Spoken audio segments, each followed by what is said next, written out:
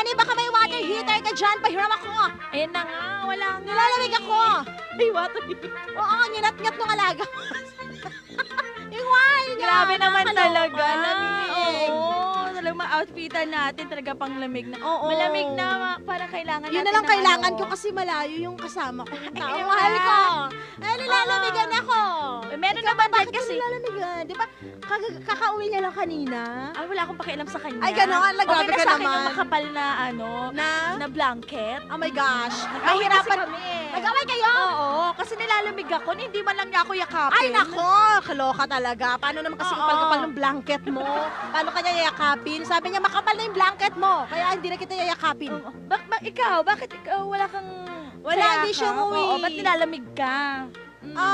Actually, dalawa yung water heater namin. Kinuha niya yung isa rin.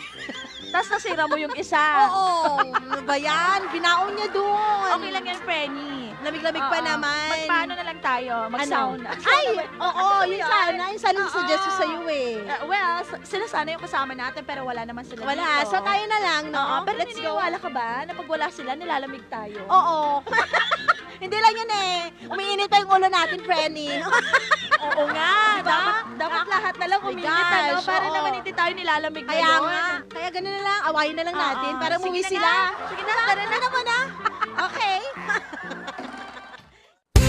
Barangay LS 89.3